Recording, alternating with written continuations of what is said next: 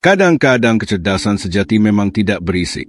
Ia beroperasi dalam diam, sudah membaca arah angin jauh sebelum badai tiba, dan melangkah tanpa meninggalkan jejak yang gampang dilacak. Di era modern ini, dunia terlalu memuja yang paling terlihat, yang paling keras suaranya, yang paling cepat gerakannya, yang paling tampak berkuasa. Tapi justru orang-orang yang benar-benar punya pengaruh menguasai seluruh permainan tanpa pernah terlihat sedang memainkannya.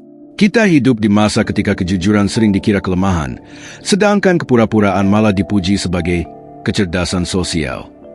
Maka cerdas hari ini bukan cuma soal logika yang tajam, tapi juga tahu kapan harus bicara dan kapan harus diam, kapan bersikap lembut, kapan jadi batu, kapan jadi cermin, dan kapan cukup menjadi bayangan. Fakta menunjukkan manusia selalu hidup dalam dua lapisan, yang terlihat dan yang tersembunyi. Di permukaan kita menyesuaikan diri supaya diterima. Di dalam, kita terus menimbang risiko, mengukur kata, menahan kebenaran agar tidak jadi senjata di tangan orang lain. Itu bukan kemunafikan, itu cara bertahan hidup. Evolusi sosial sudah mengajarkan kita bahwa terlalu terbuka seringkali justru paling berbahaya. Tapi ada peringatan penting di sini. Jangan sampai diam strategismu malah membuatmu kehilangan jati diri. Kecerdasan sejati bukan hanya pandai membaca permainan, tapi juga tahu kapan harus memilih untuk tidak ikut bermain sama sekali. Kekuatan yang sudah matang selalu terlihat sederhana dari luar, tapi penuh perhitungan di dalam. Ia tidak mengejar sorotan lampu, malah mengendalikan arah sorotan itu sendiri. Video ini bukan mengajakmu jadi licik. Ini tentang memahami cara dunia bergerak supaya kamu tidak lagi jadi pion dalam permainan yang bahkan kamu nggak tahu aturannya. Karena yang paling berbahaya bukan orang yang banyak bicara, tapi orang yang tahu jauh lebih banyak daripada yang dia ucapkan. Pastikan kamu tonton sampai habis supaya tidak kehilangan inti pembahasannya. Dan jangan lupa subscribe biar kita terus bisa saling berbagi perspektif yang membuka wawasan. Yuk, kita mulai. Musik. Poin 1. Ketertutupan yang diperhitungkan. Ada saatnya diam justru menjadi bahasa paling kuat. Dunia ini terlalu ramai. Semua orang berteriak ingin didengar, tapi sedikit yang benar-benar berpikir sebelum membuka mulut. Mungkin kamu juga pernah lelah harus selalu menjelaskan diri, harus selalu tampak terbuka dan apa adanya. Padahal, terlalu terbuka seringkali malah jadi celah kelemahan. Bayangkan setiap kata yang kamu keluarkan adalah potongan puzzle yang bisa disusun orang lain untuk membaca isi kepalamu. Semakin banyak kamu bicara, semakin gampang orang memetakan pola pikir, emosi, bahkan ambisimu. Begitu mereka tahu ritme pikiranmu, mereka tahu cara mengendalikannya. Itulah mengapa Machiavelli mengajarkan, kendalikan informasi tentang dirimu sendiri, bukan dengan berbohong, tapi dengan memilih apa yang boleh diketahui orang lain. Di zaman yang menuntut transparansi total, sikap tertutup sering dicap negatif.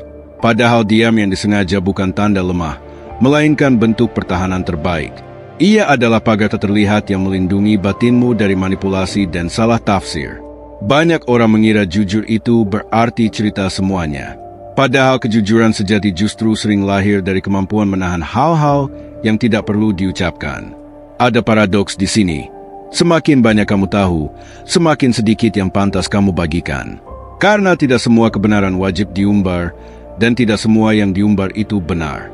Dalam keheningan yang direncanakan, kebijaksanaan punya ruang untuk tumbuh.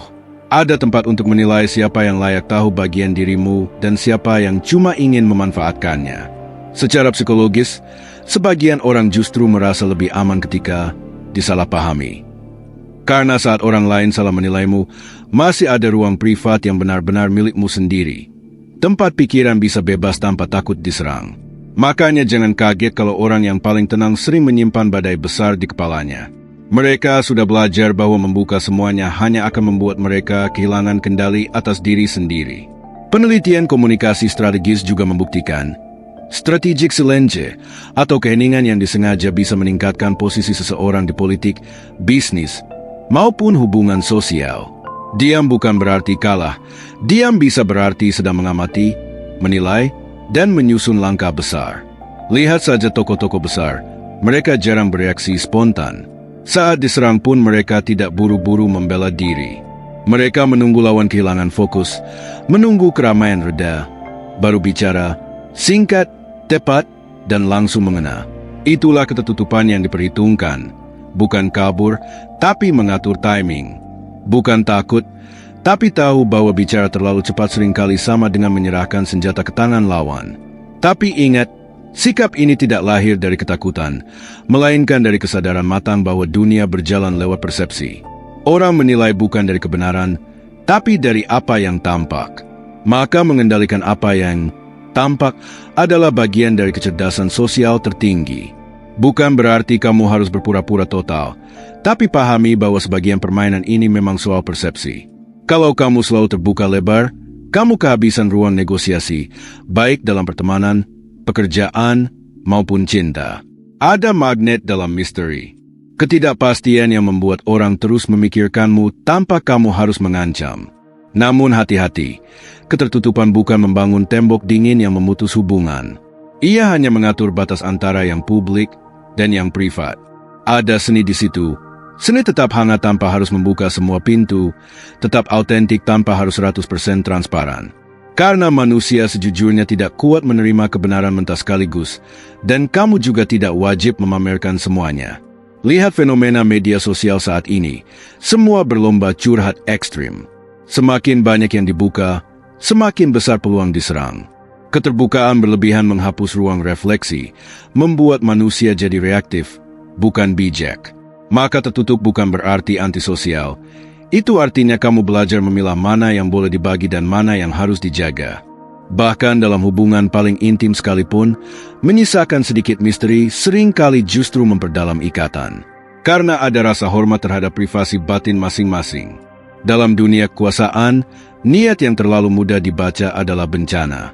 Raja yang memperlihatkan semua pikirannya akan cepat ditebak dan dihancurkan. Maka keheningan adalah pelindung terbaik, melindungi dari godaan ego yang ingin selalu dimengerti. Tapi bagaimana agar tidak jatuh ke kemunafikan? Jawabannya, niat. Selama diam itu lahir dari kesadaran, bukan kepura-puraan, kamu tidak menipu siapapun. Kamu hanya menjaga proporsi dan timing. Kamu jujur, tapi tidak sembrono. Ketenangan seperti ini sering disalahartikan. Orang melihatmu santai, mengira kamu tak peduli. Padahal kamu sudah terlalu paham bahwa tidak semua hal layak diperjuangkan dengan kata-kata. Kadang bicara hanya mengaduk air, sedangkan dia menjaga kejernihan pandangan. Lalu bagaimana bedakan diam yang bijak dengan diam yang terluka? Lihat energinya. Orang damai memilih diam karena sadar dan penuh kontrol. Orang terluka memilih diam karena takut dan kehilangan kendali. Refleksi penting. Apakah diamku ini kekuatan atau sisa luka yang belum sembuh? Kalau kamu sudah tidak lagi butuh menjelaskan apapun hanya untuk merasa aman, saat itu kamu sudah melampaui permainan sosial paling dangkal. Kamu mulai menguasai permainan tanpa terlihat sedang memainkannya. Maka jika ingin jadi berbahaya cerdas, mulailah dari sini, pelajari seni diam. Biarkan kata keluar hanya saat benar-benar perlu. Biarkan pikiranmu tetap misterius. Karena di dunia yang sibuk berteriak, orang yang tenang justru paling menakutkan. Poin 2, kepribadian yang adaptif. Yang membuat seseorang bertahan sering bukan karena dia paling kuat, tapi karena paling mampu menyesuaikan diri. Dunia berubah terlalu cepat. Cara berpikir, nilai, bahkan kebenaran yang dulu dianggap mutlak bisa runtuh dalam semalam.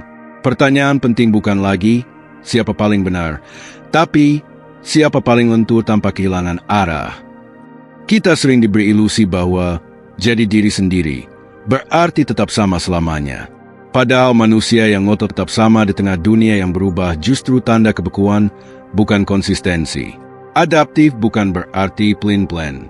Ia seperti air, bisa mengikuti bentuk wadah apapun tanpa kehilangan hakikatnya sebagai air, fleksibel di bentuk, teguh di substansi. Tapi tidak semua perubahan lahir dari kebijaksanaan. Kadang kita berubah karena takut ketinggalan, karena ingin diterima, karena tidak tahan melihat orang lain melangkah lebih dulu. Adaptasi bisa jadi kompromi antara idealisme dan realitas. Disinilah dilemanya. Apakah menyesuaikan diri demi bertahan sama dengan mengkhianati diri sendiri? Mungkin kamu pernah berada di posisi itu, harus menekan bagian dirimu agar tetap diterima di kantor, circle pertemanan, atau hubungan. Rasanya seperti memakai topeng yang kamu tahu tidak pas, tapi belum waktunya dilepas. Riset psikologi menunjukkan orang paling fleksibel sering justru yang paling sering merasakan kehilangan. Karena kehilangan mengajarkan seni menyesuaikan diri tanpa kehilangan kendali. Tapi adaptasi yang kebablasan bisa jadi jebakan. Terus berubah demi ekspektasi luar lama-lama membuatmu lupa siapa dirimu sendiri. Kamu jadi cermin lingkungan, memantulkan semua, tapi tak punya bentuk tetap. Cara agar tetap utuh, tentukan dulu nilai-nilai yang tidak akan pernah kamu jual. Setelah itu, boleh lentur, boleh ganti bahasa dan gaya, asalkan inti hatimu tetap satu. Fleksibel bukan berarti kehilangan kompas moral, justru bukti kamu tahu kapan harus belok tanpa tersesat. Di dunia kerja, kamu pasti pernah lihat orang yang sikapnya berubah tergantung siapa yang lagi berkuasa. Sekilas tampak licik, tapi kadang itu cuma bentuk membaca hierarki dengan cerdas. Bedanya, yang licik berubah demi keuntungan pribadi, yang bijak berubah agar tetap fungsional dan bernilai. Sejarah juga mencatat perubahan besar sering dilakukan oleh orang yang pura-pura menyesuaikan diri untuk mengubah sistem dari dalam. Mereka bukan pemberontak berteriak di jalanan, tapi pemain senyap yang tahu kapan diam dan kapan bergerak. Jadi kalau hidupmu terus berubah, jangan takut. Itu mungkin tanda kamu sedang belajar versi baru dari dirimu sendiri yang lebih kuat. Kebijaksanaan tidak lahir dari keteguhan mutlak, tapi dari kesadaran bahwa manusia memang diciptakan untuk berubah. Bukan soal tetap sama selamanya, tapi tahu kapan harus berubah dan kapan harus bertahan. Poin 3. Prinsip keterlepasan. Ada masa cara paling kuat untuk menang bukan menggenggam lebih erat, tapi justru melepaskan. Ironis, ya? Sejak kecil kita diajarkan harus berjuang, mempertahankan, memperjuangkan, seolah kalah cuma untuk yang menyerah. Tapi di titik tertentu kamu akan sadar, tidak semua yang kamu pertahankan layak dibawa terus, dan tidak semua yang dilepas berarti hilang selamanya. Keterlepasan, detachment, bukan berhenti peduli, justru lahir dari kepedulian yang sudah matang. Kamu masih peduli, tapi tidak lagi dikendalikan. Kamu memahami sesuatu begitu dalam sampai tidak lagi jadi budaknya. Ada perbedaan besar antara berhenti karena lelah dan berhenti karena sudah sadar. Yang pertama kabur, yang kedua membebaskan diri. Semakin keras kamu mencoba mengontrol segalanya, hubungan, karir, opini orang, semakin besar kekacauan yang tercipta. Seperti pasir di genggaman, semakin kuat digenggam, semakin cepat hilang. Justru saat kamu mulai kehilangan pegangan, kamu melihat lebih jernih. Riset psikologi modern membuktikan bahwa detachment meningkatkan kejernihan berpikir dan ketahanan mental. Orang yang bisa melepaskan bukan tak punya emosi, tapi tahu kapan emosi harus diam supaya akal bisa bicara. Tapi di masyarakat yang terobsesi kemenangan, melepaskan sering dianggap kalah. Padahal kadang itu strategi terbaik untuk keluar dari pertempuran yang sudah tidak bermakna lagi. Banyak orang terus memaksa bertahan hanya karena takut terlihat gagal, bukan karena masih ada alasan kuat. Mereka lupa, kemenangan sejati kadang adalah kemampuan mundur dengan kepala tegak, bukan bertarung sampai hancur. Pernah lihat orang yang sudah kehilangan segalanya tapi tetap tenang? Itu bukan karena dia tak merasa sakit, tapi karena dia sudah tidak lagi takut kehilangan. Ia masih peduli, tapi tidak lagi melekat pada hasil. Dalam konteks kekuasaan, prinsip ini kejam tapi nyata. Siapapun yang terlalu terikat pada hasil akan dikendalikan oleh hasil itu. Pemimpin yang takut terlihat lemah mudah dipermainkan ketakutannya sendiri. Bayangkan konflik di kantor, reputasimu diserang. Naluri pertama ingin balas. Tapi kalau kamu memilih diam dan tidak bereaksi, bukan karena lemah, justru karena kamu tahu setiap reaksi memberi bahan bakar bagi lawan. Itulah kelepasan yang elegan. Kamu tidak melawan, kamu menunggu, lalu melangkah di saat yang sudah dihitung. Keterlepasan adalah penguasaan diri paling halus. Dunia mungkin melihatmu pasif, padahal kamu sedang mengatur ritme permainan. Tapi untuk bisa melepaskan, kamu harus berani kehilangan dulu. Itu bagian tersulit. Ego menolak kehilangan karena terasa seperti kematian kecil. Tapi di setiap kehilangan ada ruang kosong yang bisa diisi kebijaksanaan baru. Cara menerapkannya, mulai dari hal kecil, saat orang tak lagi menghargaimu, jangan paksa. Saat rencana gagal, jangan panik. Alihkan fokus dari hasil ke proses, dari kontrol ke pemahaman. Melepaskan bukan pasrah, itu berhenti mengontrol yang memang tak bisa dikontrol agar kamu bisa menguasai yang terpenting, dirimu sendiri. Poin 4. Pengaruh dalam diam. Kekuatan paling berbahaya sering datang dari orang yang tidak merasa perlu pamer kekuatannya. Bukan dari suara paling keras, tapi dari keheningan paling tenang.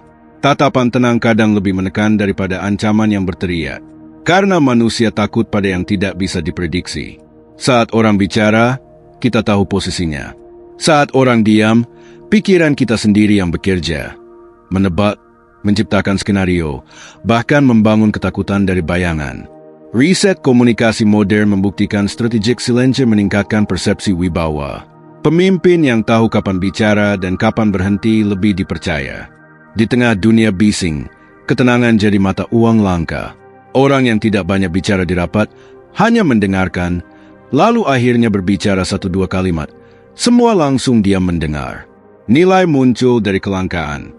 Tapi diam ada 2 macam, yang lahir dari takut dan yang lahir dari kendali. Yang takut biasanya menunduk dan menyusut. Yang sadar tahu persis mengapa ia menahan diri. Ia sedang memilih medan pertempuran. Di interaksi sosial, tidak bereaksi terhadap provokasi membuat lawan kehilangan kendali. Manusia ingin reaksi. Kalau kamu menolak memberi, kamu mencabut sumber kekuatan mereka. Ketenangan yang tidak bisa dijelaskan sering lebih menakutkan daripada kemarahan keras. Itu bentuk dominasi psikologis tanpa perlu bukti. Penelitian nonverbal menunjukkan postur tenang, bau tegak, tatapan mantap, gerakan lambat, bisa memicu rasa hormat atau gentar secara bawah sadar. Ini biologi, bukan mistis. Tokoh besar dalam sejarah sering berpengaruh bukan karena retorika, tapi karena aura tenangnya. Mereka muncul jarang, bicara seperlunya, setiap kemunculan jadi event. Di era ekonomi perhatian ini, ketenangan adalah perlawanan paling elegan. Di tengah orang berlomba terlihat, yang tenang jadi mercusuar. Namun keheningan yang berpengaruh tidak bisa dipalsukan. Ia lahir dari penguasaan diri, bukan tidak punya emosi, tapi bisa menempatkan emosi di kursi belakang. Maka pengaruh sejati bukan seberapa keras kamu bicara, tapi seberapa dalam kamu memengaruhi tanpa kata. Di era semua ingin terdengar, yang tahu kapan diam justru paling berbahaya cerdas. Poin 5. Gema psikologis. Pernah merasakan pengaruh seseorang masih terasa lama setelah dia pergi? Kata, tatapan, atau sekadar kehadiran yang terus terngiang. Itulah gema psikologis, pengaruh yang tidak memaksa tapi menetap diam-diam di pikiran. Ini bukan persuasi biasa, tapi menanam ide tanpa terlihat menanam. Karena tidak terasa seperti tekanan, efeknya jauh lebih kuat. Dalam psikologi sosial disebut priming, pikiran bawah sadar menerima pesan tanpa filter logika. Eksperimen klasik menunjukkan orang yang terpapar kata-kata bertema kesopanan jadi lebih sabar tanpa tahu sebabnya. Manusia lebih mudah dipengaruhi suasana hati, nada suara, dan cara penyampaian ketimbang isi kalimat itu sendiri. Yang diingat bukan apa yang dikatakan, tapi bagaimana itu membuat kita merasa. Orang bijak tidak bicara untuk langsung didengar saat itu. Mereka bicara untuk didengar nanti, saat kamu sendirian, saat kalimatnya mengulang sendiri di kepalamu. Kamu pasti pernah mengalami kalimat sederhana dari seseorang yang tenang terus berputar di pikiranmu. Bukan karena nadanya keras, tapi karena meninggalkan ruang kosong yang otakmu isi sendiri. Elaboration effect. Saat kamu mengisi maknanya sendiri, ide itu jadi milikmu. Tapi gema juga bisa destruktif. Ucapan kecil yang salah bisa jadi trauma puluhan tahun.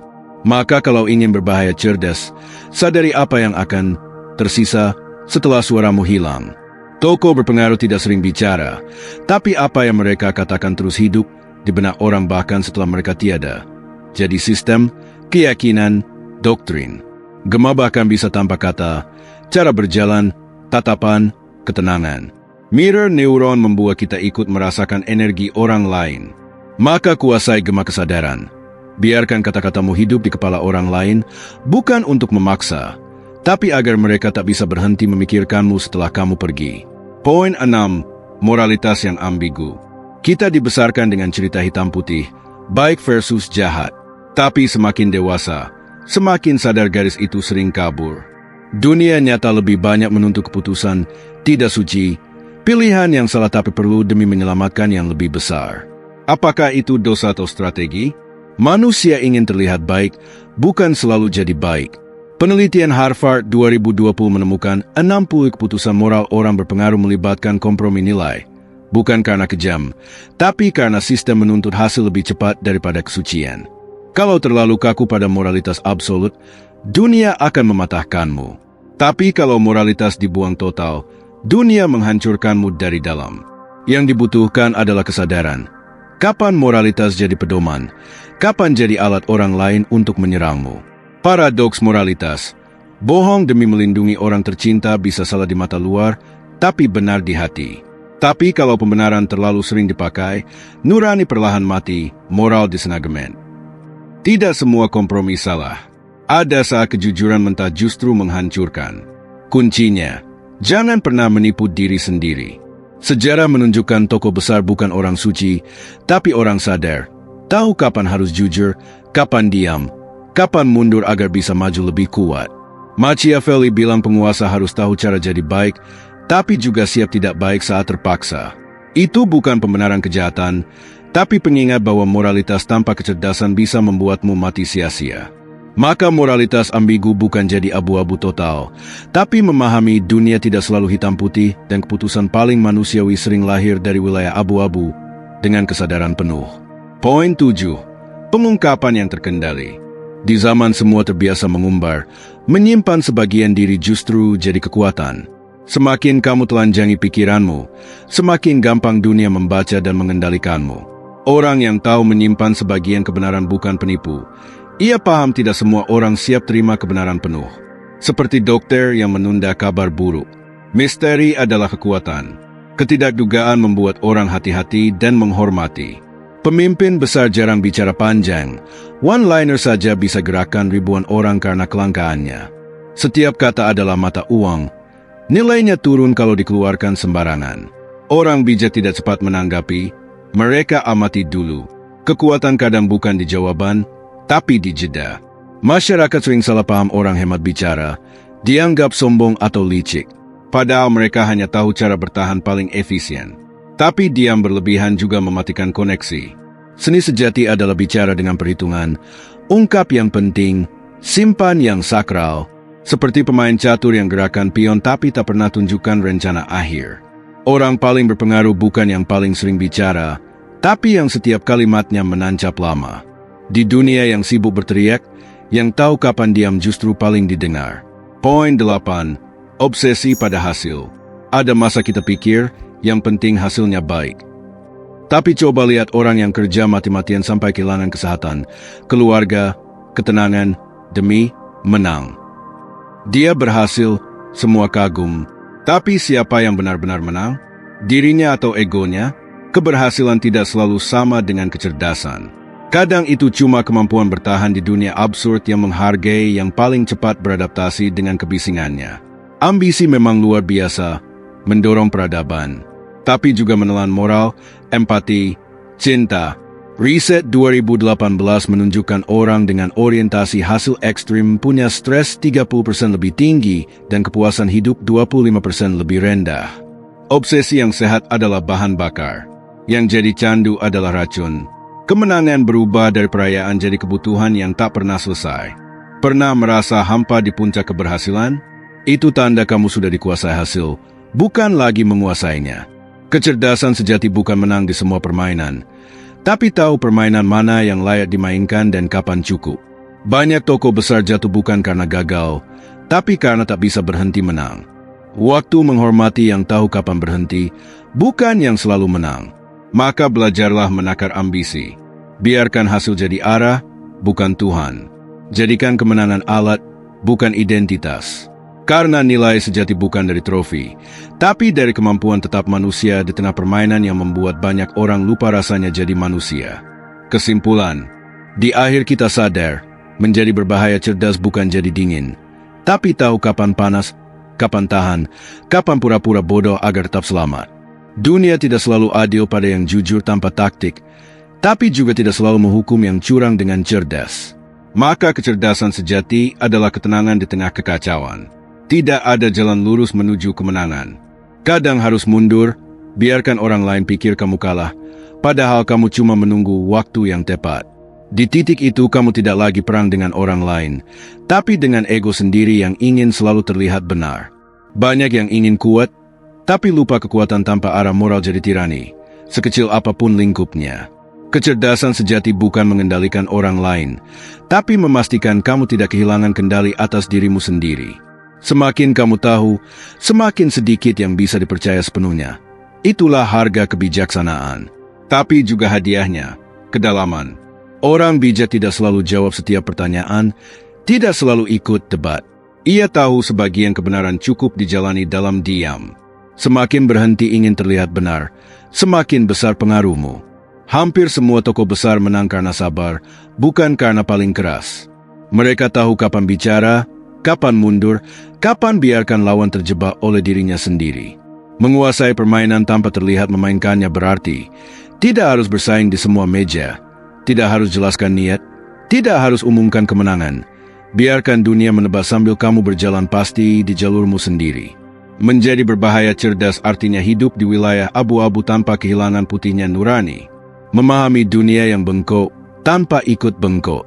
Tahu kapan gunakan kekuatan, kapan tunduk kepala agar bisa lihat lebih luas. Kemenangan terbesar bukan saat orang lain akui kamu benar, tapi saat kamu sudah tidak lagi butuh pengakuan itu. Saat kamu bisa tersenyum dalam diam, melihat dunia berputar dengan segala dramanya, tapi kamu tidak lagi terbawa arus. Itu bukan pasrah, itu kendali total. Dan mungkin itulah arti sejati, berbahaya cerdas, bukan menaklukkan dunia, tapi memastikan dunia tidak lagi bisa menaklukkan pikiranmu.